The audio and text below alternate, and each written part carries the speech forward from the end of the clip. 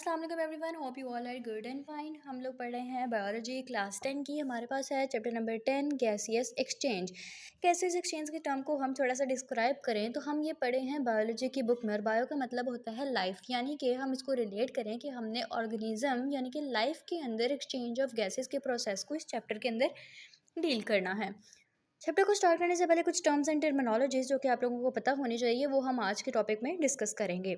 सबसे पहले टर्मिनोलॉजी हमारे पास सेलुलर रेस्पिरेशन। इसको पेपर प्रेजेंटेशन के हवाले से भी मैंने आपको बता दिया कि आपने इसको जो है वो शॉर्ट क्वेश्चन में है तो किस तरह से अटैम्प्ट करना है। ओके, तो हम इसको स्टार्ट करते हैं।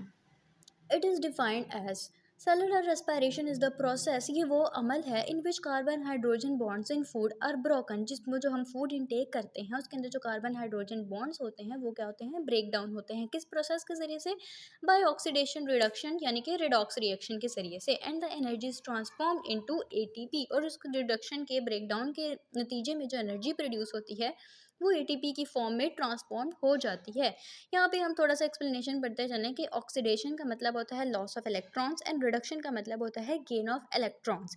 अच्छा, इसकी केमिकल इक्वेशन के हम बारे में बात करते हैं तो ये हमारे पास ग्लूकोज है। जब ग्लूकोज का रिएक्शन हम ऑक्सीजन के साथ करवाते हैं तो एज अ रिजल्ट हमारे पास 6 molecules of carbon dioxide and 6 molecules of water plus energy हमारे पास एज अ प्रोडक्ट बनती है। अब ये एनर्जी किन दो फॉर्म्स में होती है? यहाँ तो ये एटीपी की फॉर्म में होती है, यहाँ पर हीट एनर्जी होती है।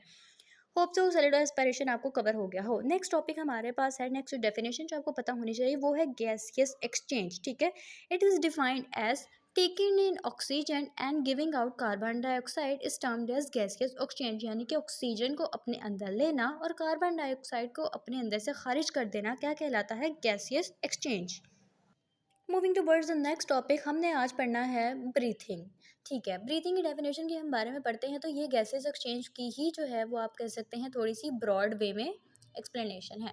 The term breathing is use for the process, breathing का टर्म उस अमल के लिए इस्तेमाल होता है through which animals take air in their bodies, जिस प्रोसेस के अंदर एनिमल्स अपनी बॉडी के अंदर हवा लेते हैं टू गेट ऑक्सीजन, और उस हवा से हमें क्या मिलता है? ऑक्सीजन मिलता है from it, and then give out the air for getting rid of oxygen. वो उसी हवा से ऑक्सीजन को अपने अंदर लेते हैं और उसी हवा के ज़रिए से अपने अंदर से कार्बन डाइऑक्साइड को खारिज करते हैं।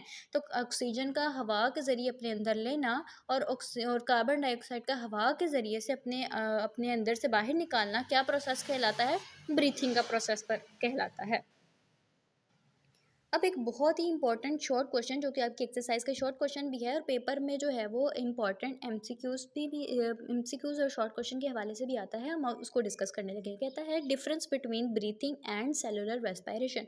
आपने जब भी पेपर में, बोर्ड एग्जाम में या अपने टेस्ट सेशन में या अकेडमी के एग्जाम में या ट्यूशन में, जहाँ पे भी आप लोगों ने अपना डिफरेंस वाला शॉर्ट क्वेश्चन अटैम्प्ट करना है ना, तो आपकी यही कोशिश होनी चाहिए कि आपने कम से कम भी उसके 4 पॉइंट्स ज़रूर मेंशन करने हैं, 4 से कम आपके नहीं होने चाहिए। अच्छा, तो सबसे पहले हम डिफरेंस करते हैं कि हमारा जो है वो ब्रीथिंग और हमारे पास जो सेलुलर रेस्पिरेशन है उन दोनों में क्या फ़र्क है। कहते हैं कि breathing is a physical process of inhaling oxygen and exhaling carbon dioxide. Okay, इसी के ऑपोजिट में हम पढ़ते हैं कि हमारे पास जो सेलुलर रेस्पिरेशन है वो एक केमिकल प्रोसेस होता है in which glucose is broken down to energy.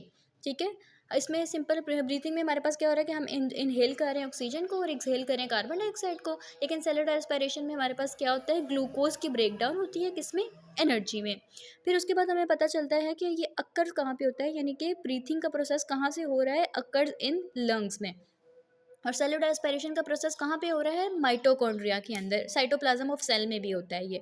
अच्छा, फिर थर्ड पॉइंट है हमारे पास, it is a mechanical and physical process, यानी कि ये फिजिकल प्रोसेस है एक हमारा।